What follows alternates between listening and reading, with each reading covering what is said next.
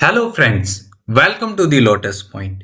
इस वीडियो में हम सीखने वाले हैं कि कैसे आप एमएसएमई सर्टिफिकेट के लिए खुद से ऑनलाइन एप्लीकेशन कर सकते हैं। Micro, small and medium category जो एमएसएमई स्कीम के अंदर आती है। मोस्टली इंडिया में जो बिजनेस रन होते हैं वो इन्हीं तीन कैटेगरी के अंदर आती है। आप इनमें रजिस्ट्रेशन करवा के रख सकते हैं। Government time to time MSME category के अंदर जो बिजनेस एंटरप्राइज आते हैं उनके लिए बहुत सारे बेनिफिट्स और स्कीम्स लेके आती है। आपको कभी भी लोन लेना हो तो आपको आसानी से लोन मिल सकता है और भी बहुत सारी बिजनेस के लिए डिस्काउंट्स, ऑफर्स और स्कीम्स अवेलेबल रहती है।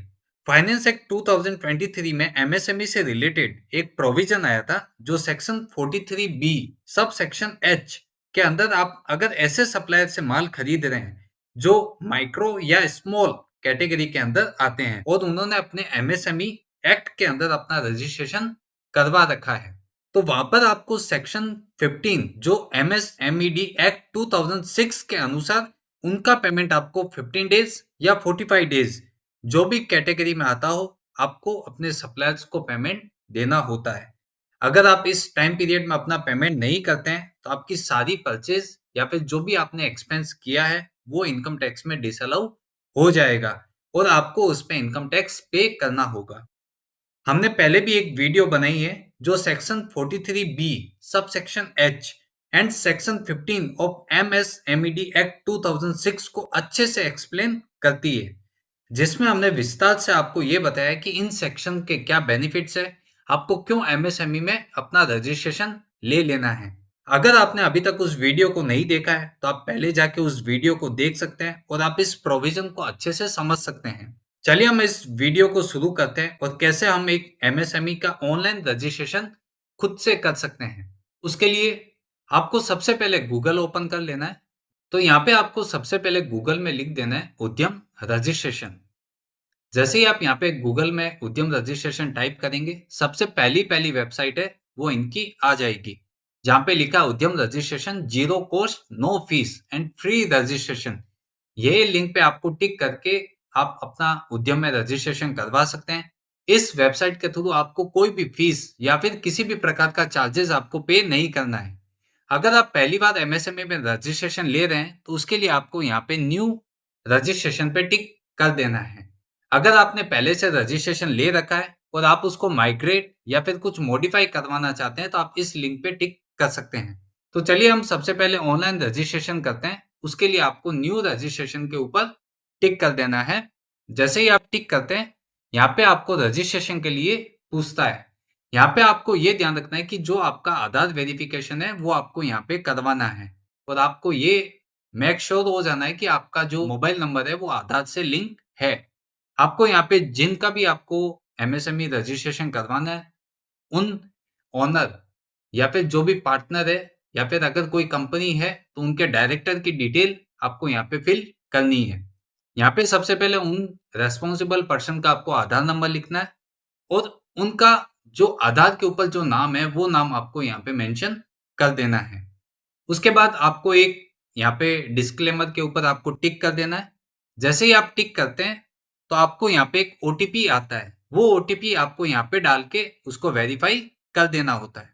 जैसे ही आप यहाँ पे ओटीपी डाल के इसको वैलिडेट करते हैं तो आपका नेक्स्ट स्टेप के लिए पेज ओपन हो जाता है, जहाँ पे आपको यहाँ पे पूछता है कि टाइप ऑफ ऑर्गेनाइजेशन।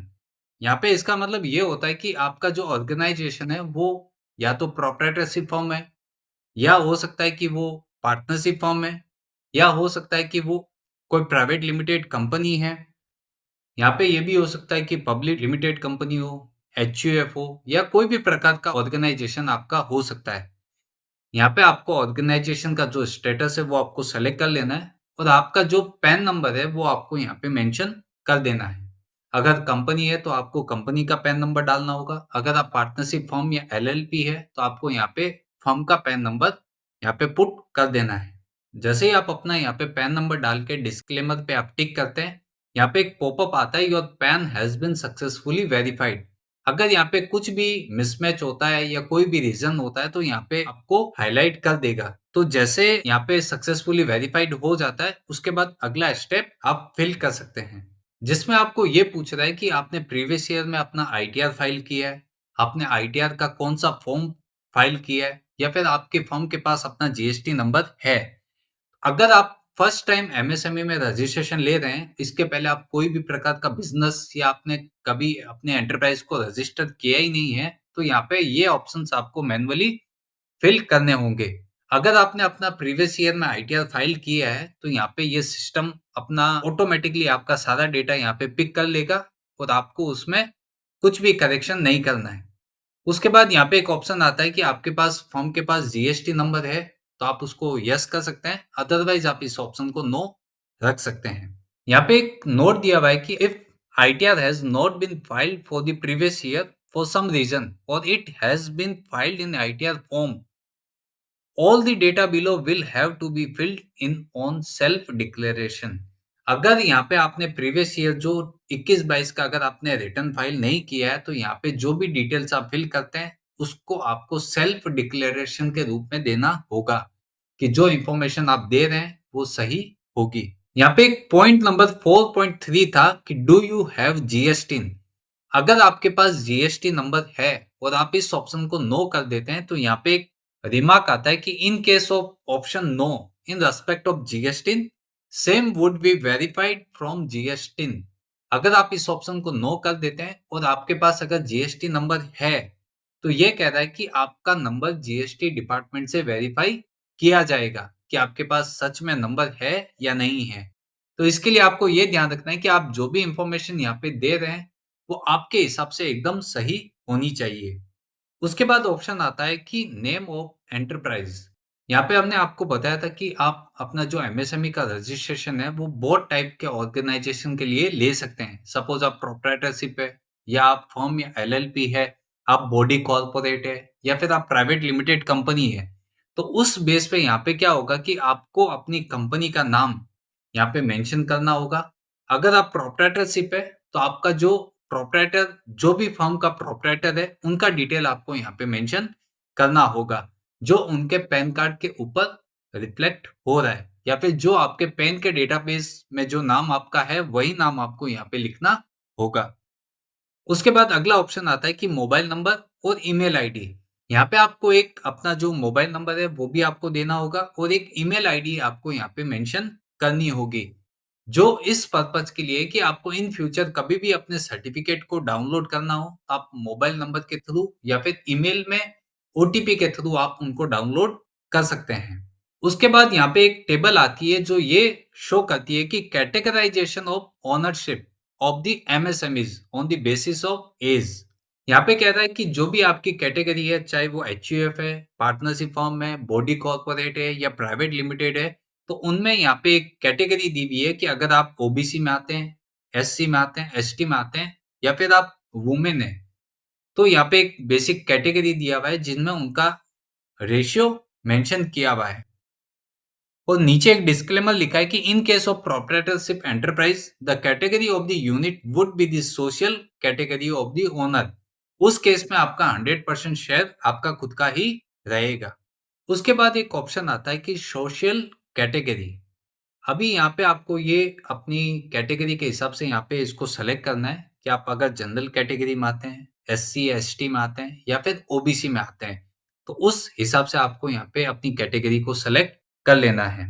उसके बाद यहाँ पे आता है कि जेंडर।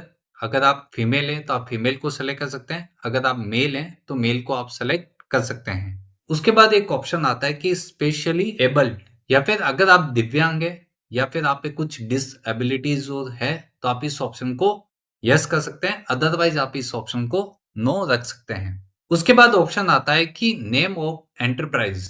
अब यहाँ पे आपको अपनी फर्म का नाम मेंशन कर देना है। यहाँ पे एक रिमार्क लिखा है कि data in field 11 will be auto filled as received during PAN verification. यहाँ पे जब भी आप अपना पैन का वेरिफिकेशन करते हैं, तो उस समय आपको यहाँ पे अपना नाम ऑटोमेटिकली आ जाता है, बट आप इसको चाहे तो अपने हिसाब से करेक्शन कर सकते हैं। अगर आप यहाँ पे इंडिविजुअल है या आपने प्रोप्राइटरशिप के बेस पे अपना रजिस्ट्रेशन ले रहे हैं, तो भी आपको यहाँ पे अपने नाम की जगह अपने फर्म का नाम ही मेंशन करना होगा कि आप अपना बिजनेस किस नाम से रन कर रहे हैं।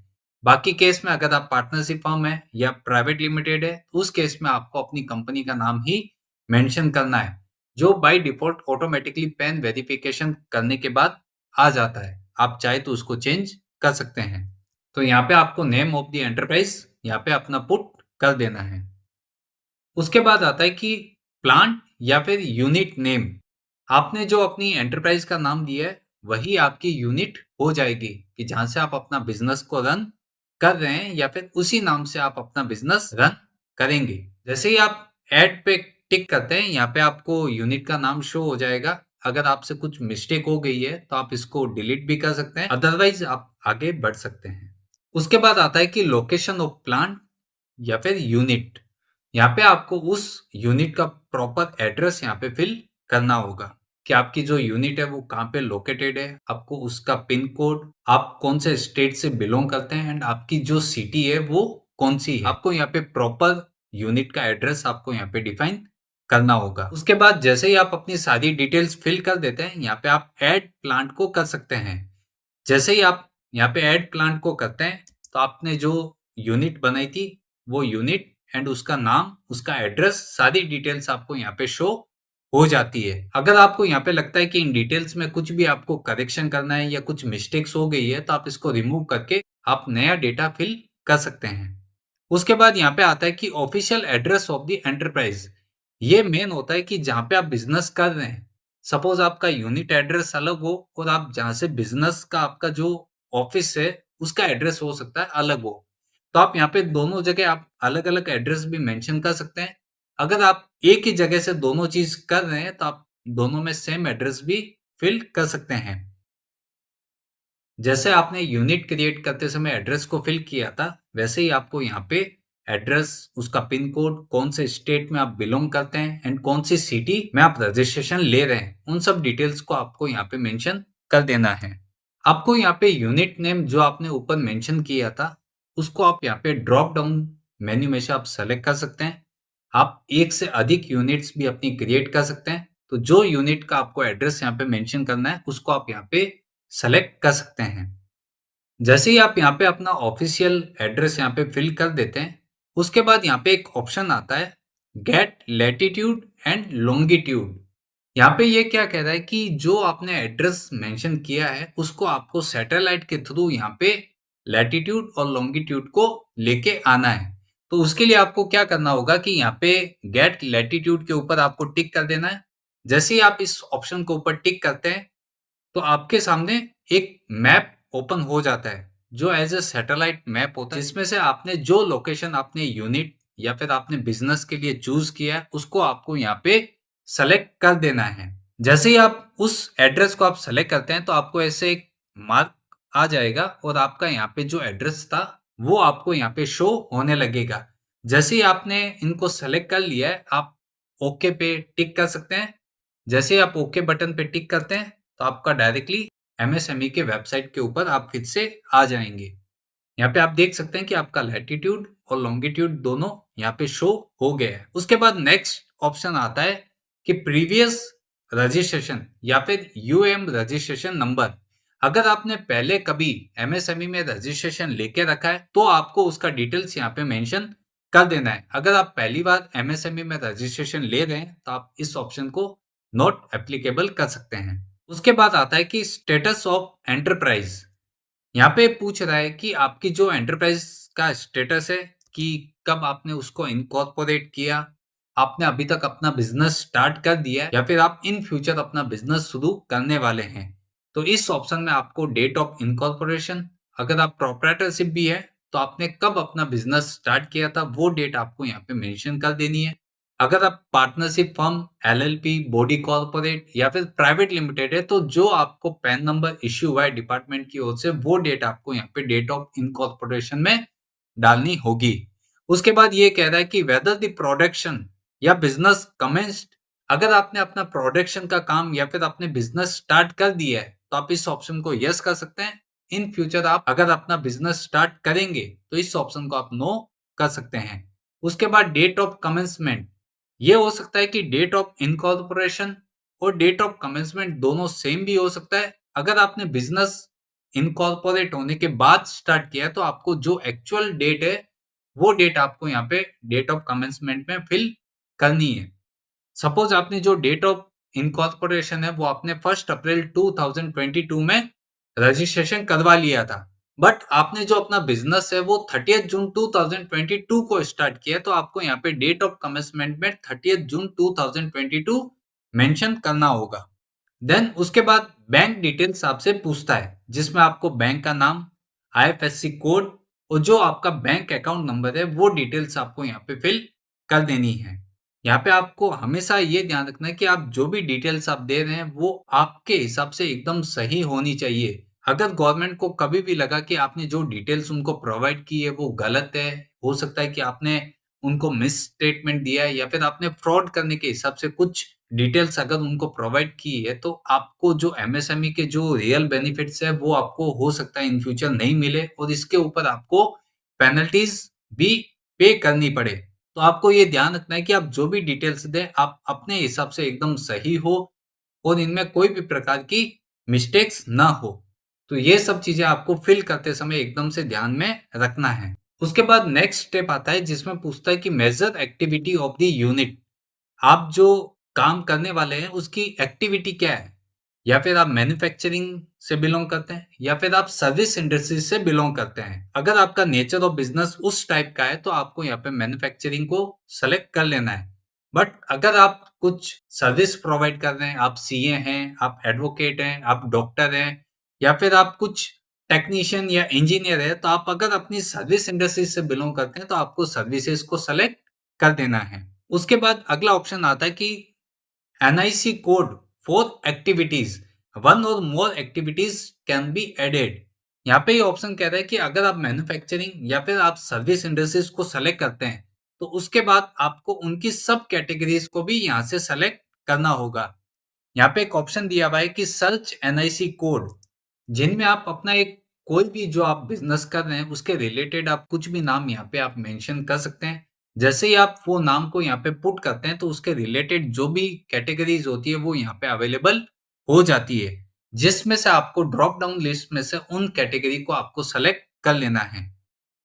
सपोज हमने यहाँ पे गारमेंट डाला है तो यहाँ पे गारमेंट से रिलेटेड जो भी कैटेगरीज है, मैन्युफैक्चरिंग है, retail sale of readymade garments है या फिर वॉशिंग एंड क्लीनिंग है, तो वो सब सर्विसेज आपको यहाँ पे शो हो जाएगी।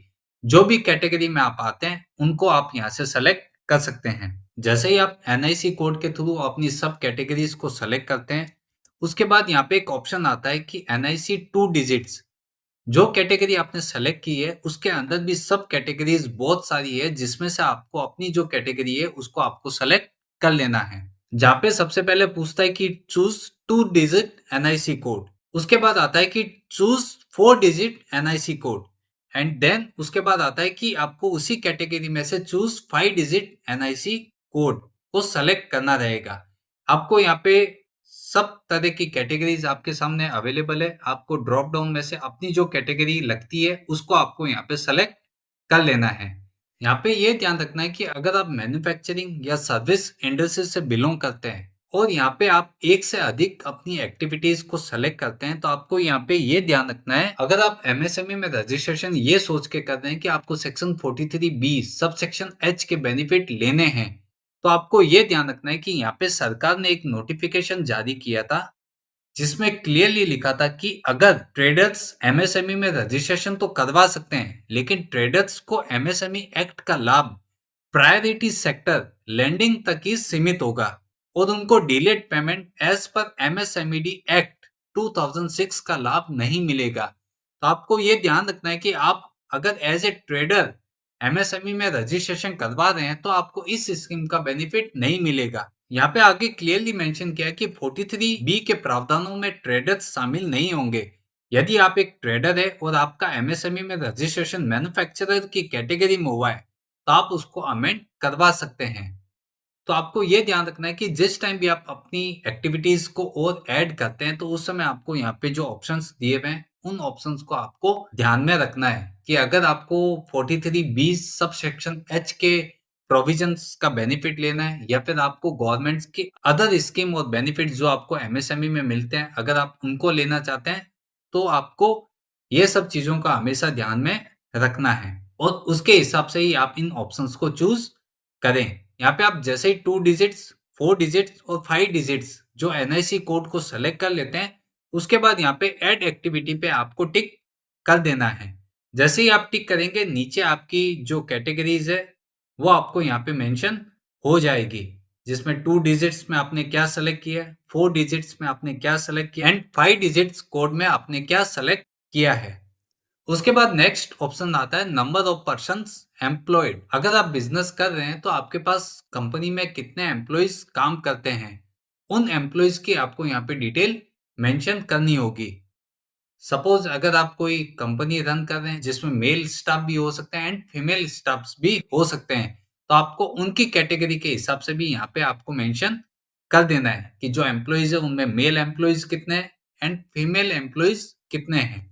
जैसे ही आप यहाँ पे डिटेल्स फिल करते हैं तो यहाँ पे टोटल नंबर ऑफ एम्प्लॉयज यहाँ पे आपको शो हो जाएगा। जैसे ही आप यहाँ पे टोटल नंबर ऑफ एम्प्लॉयज डालते हैं, यहाँ पे आपको ये ध्यान रखना है कि जो नीचे डिस्क्लेमर दिया है, बाल एवं किशोर श्रम अधिनियम 1986 के प्रावधानों के अंतर्गत आप अपने बिजनेस में कोई भी प्रकार के ऐसे एम्प्लॉय को नहीं रख के रखा है जो बच्चा या फिर इस अधिनियम की कैटेगरी के अंदर आता है। आपको वो ध्यान में रखना है। उसके बाद नेक्स्ट स्टेप आता है investment in plant and machinery और इक्विपमेंट्स। यहाँ पे आपने जो भी अपने बिजनेस के रिलेटेड प्लांट एंड मशीनरी या फिर कुछ ऐसा इक्विपमेंट्स में इन्वेस्टमेंट करके रखा है, तो उनकी डिटेल्स भी आपको यहाँ पे शो करनी होगी। यहाँ पे आप देख सकते हैं कि कुछ डेटा है वो ऑटो पॉपुलेटेड आ रहा है, बिकॉज हमने हमारा आईटीआर फाइल किया हुआ है, तो उसमें से वो डेटा यहाँ पे पिक होते हैं। सपोज आप यहाँ पे नई एंटरप्राइज को रजिस्ट्रेशन कर रहे हैं, तो यहाँ पे ये डिटेल्स आपको मैन्युअली फिल करनी होगी। जो डिटेल्स ऑटो पॉपुलेटेड नहीं आ रही है उनको आपको यहाँ पे फिल करना होगा। सपोज पहला ऑप्शन है कि यहाँ पे WDV एज ऑन 31 मार्च 2022। यहाँ पे आपको ये दिखाना है कि आपके पास कितनी प्लांट एंड मशीनरी थी जो 31 मार्च 2022 को आपके बुक्स ऑफ अकाउंट्स में शो हो रही है। यहाँ पे हमारा प्रीवियस ईयर का रिटर्न ऑलरेडी फाइल है, तो उसमें से यहाँ पे डेटा ऑटो पॉपुलेटेड होके आ गया है। उसके बाद नेक्स्ट ऑप्शन यहाँ पे आता है कि cost of pollution control, research and development and industrial safety devices during 21-22। अगर आपने इनमें भी कोई इन्वेस्टमेंट या फिर कुछ इक्विपमेंट्स आपने खरीद के रखे हैं, तो उनकी डिटेल्स भी आपको यहाँ पे देनी होगी। अगर आपने कुछ ऐसा इन्वेस्टमेंट नहीं किया है तो इसमें आप जीरो वैल्यू पुट कर सकते हैं। जो भी आप फिगर यहाँ पे डालेंगे, तो थर्ड नंबर ऑप्शन में net investment in plant and machinery और इक्विपमेंट, नेट इन्वेस्टमेंट में ऑटोमेटिक आ जाएगा। उसके बाद अगला ऑप्शन आता है कि टर्न ओवर इन रुपीज, कि आपका जो प्रीवियस फाइनेंशियल ईयर था जिसमें आपने कितना टर्नओवर अचीव किया था, उसकी डिटेल आपको यहाँ पे मेंशन करनी होगी।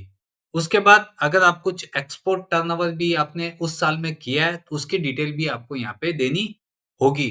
अगर आपने अपना आईटीआर फाइल किया है तो ये डेटा खुद से ले लेगा, अदरवाइज आपको यहाँ पे अपनी वैल्यू पुट करनी होगी। उसके बाद जो नेट टर्नओवर यहाँ पे आ जाएगा। उसके बाद आगे के ऑप्शंस आते हैं कि अगर आपने एमएसएमई में तो रजिस्ट्रेशन ले लिया है, बट आप जो गवर्नमेंट की दूसरी फैसिलिटीज और बेनिफिट्स है, अगर आप उनमें भी अपना रजिस्ट्रेशन करवाना चाहते हैं, तो उन ऑप्शंस को आप अपनी सुविधा के हिसाब से सेलेक्ट कर सकते हैं। तो यहाँ पे बहुत सारी कैटेगरीज है, जैसे जीईएम पोर्टल पे, एनसीएस पोर्टल पे, एनएसआईसी बी2बी पोर्टल पे। अगर आप इनमें से कुछ भी रजिस्ट्रेशन आगे करवाना चाहते हैं, तो इन ऑप्शंस को आप अपने हिसाब से सेलेक्ट कर सकते हैं। उसके बाद लास्ट में एक ऑप्शन आता है डिस्ट्रिक्ट इंडस्ट्रीज सेंटर, जिसमें आपने जो एड्रेस आपने सेलेक्ट किया था उसके हिसाब से यहाँ पे आपको सिटी को या डिस्ट्रिक्ट को सेलेक्ट कर लेना है। उसके बाद जो डिस्क्लेमर है उस पे आपको टिक कर देना है।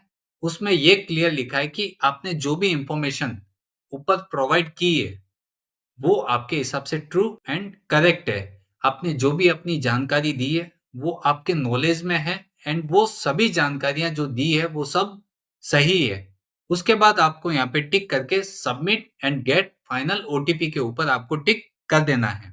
जैसे ही आप इस ऑप्शन के ऊपर टिक करते हैं, यहाँ पे आपको कंफर्मेशन के लिए पूछता है कि जो भी आपने डेटा प्रोवाइड किया है वो करेक्ट डेटा है। अगर आपसे कुछ मिस्टेक हुई है तो आप इसको चेक कर सकते हैं। और यहाँ पे जो आपने रजिस्ट्रेशन करते समय जो मोबाइल नंबर और ईमेल एड्रेस दिया है उसको भी आप एक बार वेरीफाई कर लें, क्योंकि आपको आगे का जो कम्युनिकेशन है वो करने के लिए आपको ओटीपी उन्हीं रजिस्टर्ड मोबाइल नंबर और ईमेल आईडी पे आएंगे। अगर आप कंफर्म हो जाते हैं तो इस ऑप्शन को आप ओके कर सकते हैं। जैसे ही आप इस ऑप्शन को ओके करते हैं तो यहाँ पे आपके सामने एक ऑप्शन ओपन होता है जिसमें आपको ओटीपी के थ्रू अपनी एप्लीकेशन को वेरीफाई करना होगा। ये ओटीपी उस मोबाइल नंबर पे गया है जो मोबाइल नंबर आपने यहाँ पे मेंशन किया था। आपको यहाँ पे ओटीपी डाल के एंड जो भी वेरिफिकेशन कोड है उसको आपको डाल के फाइनल सबमिट के ऊपर आपको टिक कर देना है। यहाँ पे भी अगेन आपको एप्लीकेशन सबमिट करने के पहले वही ऑप्शन आएगा कि आपने जो भी इंफॉर्मेशन दी है वो आपके नॉलेज में है एंड वो ट्रू एंड करेक्ट है। आप इस ऑप्शन को ओके कर सकते हैं। जैसे ही आप ओके करते हैं तो यहाँ पे आपका जो रजिस्ट्रेशन है वो सक्सेसफुली सबमिट हो गया है और आपका जो उद्यम नंबर है वो आपको यहाँ पे स्क्रीन पे शो हो जाएगा। जैसे ही आप ओके पे टिक करेंगे आपको ये नए डैशबोर्ड के ऊपर ले जाएगा जहाँ पे आप अपना एक्नॉलेजमेंट को आप डाउनलोड कर सकते हैं। उसके बाद अगर आप चाहते हैं कि आपका जो सर्टिफिकेट है उसको आप अगर प्रिंट करवाना चाहते हैं तो आपको यहाँ पे प्रिंट सर्टिफिकेट के ऊपर टिक कर देना है। जैसे ही आप इसके ऊपर टिक करेंगे आपको यहाँ पे जो उद्यम रजिस्ट्रेशन नंबर जो आपको एक पॉपअप आया था उसमें क्लियरली मेंशन था जो आपका उद्यम नंबर था या फिर आपका जो रजिस्टर्ड मोबाइल नंबर है उसमें भी वो डिटेल्स चली गई है। तो यहाँ पे आपको वो नंबर डालना है और यहाँ पे आप या तो मोबाइल नंबर या फिर जो आपने रजिस्टर्ड ईमेल आईडी दी है उसके थ्रू आप यहाँ पे इसको वैलिडेट कर सकते हैं। जैसे ही आप वैलिडेट करेंगे जो ऑप्शन आपने चूज किया है उसमें आपको एक ओटीपी आया होगा। उस ओटीपी को आपको यहाँ पे डाल के अपने अकाउंट को लॉगिन कर लेना है। जैसे ही आप लॉगिन करते हैं तो आपके सामने एक सर्टिफिकेट आपका ओपन हो जाता है जिसमें आपने जो बेसिक इंफॉर्मेशन फिल की थी वो सब डिटेल्स आपको यहाँ पे शो हो जाएगी। यहाँ पे जब आप सर्टिफिकेट को देखते हैं अगर आपको कुछ लगता है कि आपसे कुछ मिस्टेक हो गई है या कुछ गलत इंफॉर्मेशन चली गई है तो आप यहाँ पे राइट हैंड साइड में एक ऑप्शन देख सकते हैं एडिट डिटेल्स। आप एडिट डिटेल्स के ऊपर टिक करके आप अपनी जो भी डिटेल्स अगर आपसे कुछ मिस्टेक हुई है तो उसको आप रेक्टिफाई कर सकते हैं। अगर आपको लगता है कि सारी इंफॉर्मेशन एकदम सही है तो आप प्रिंट सर्टिफिकेट के ऊपर आप टिक करके अपने सर्टिफिकेट को प्रिंट कर सकते हैं या फिर आप चाहते हैं तो उसको सिस्टम में भी सेव कर सकते हैं। जैसे ही आप प्रिंट कमांड के ऊपर आप टिक करेंगे तो आपको सर्टिफिकेट कुछ इस तरह शो होगा जिसमें आप देख सकते हैं कि उद्यम रजिस्ट्रेशन सर्टिफिकेट, आपका जो उद्यम रजिस्ट्रेशन नंबर है, आपकी जो बेसिक इंफॉर्मेशन है, आपने कौन से ईयर में अप्लाई किया है, कौन सी डेट में आपने अप्लाई किया है, आप कौन से टाइप की कैटेगरी में आते हैं वो चीज भी यहाँ पे मेंशन की हुई है। आप इसको कहीं पे भी अपने सिस्टम में सेव कर सकते हैं। अगर आप चाहते हैं कि आप अपने सर्टिफिकेट के साथ एनेक्सर्स को भी आप डाउनलोड करना चाहते हैं या उसका भी आप प्रिंट देना चाहते हैं तो आप यहाँ पे प्रिंट एनेक्सर के ऊपर भी आप टिक कर सकते हैं जिससे आप सारे एनेक्सर्स को भी आप सर्टिफिकेट के साथ प्रिंट दे सकते हैं। ये सर्टिफिकेट आपको स्क्रीन पे शो हो रहा होगा जिसको आप एक फ्रेम बना के अपनी फर्म या फिर जो भी आपकी कंपनी है जहाँ पे भी आपकी कंपनी लोकेटेड है वहां पे आप इसको रख सकते हैं। आप एमएसएमई में रजिस्ट्रेशन लेके बहुत सारे बेनिफिट्स है, बहुत सारी गवर्नमेंट इसके ऊपर स्कीम्स लेके आ रही है तो आप उन बेनिफिट्स और सारी स्कीम्स का आप यहाँ पे लाभ ले सकते हैं। अगर आपने अभी तक उद्यम रजिस्ट्रेशन नहीं लिया है तो आप इजीली इस वीडियो को देख के अपना रजिस्ट्रेशन प्रोसेस कंप्लीट कर सकते हैं। ये फ्री ऑफ कॉस्ट है और आप खुद से ही अपना नंबर अप्लाई कर सकते हैं। अगर आपको section 43 B sub section H and उसकी पेमेंट की सेक्शन जो 15 के अंदर आती है अगर आपको उन स्कीम्स का भी बेनिफिट लेना है तो आप अपना अभी उद्यम रजिस्ट्रेशन करवा सकते हैं एंड अपने जितने भी कस्टमर्स हैं आप उनको ये डिटेल्स और सर्टिफिकेट्स फॉरवर्ड कर सकते हैं जिससे वो आपका पेमेंट भी 15 या 45 डेज में रिलीज कर देंगे। अगर आपको ये वीडियो अच्छी लगी हो तो इसको लाइक कीजिए, हमारे चैनल को आप सब्सक्राइब कीजिए ताकि जैसे जैसे हम अगले सेशन लाते रहेंगे आपको उसका नोटिफिकेशन मिलता रहेगा। Thank you.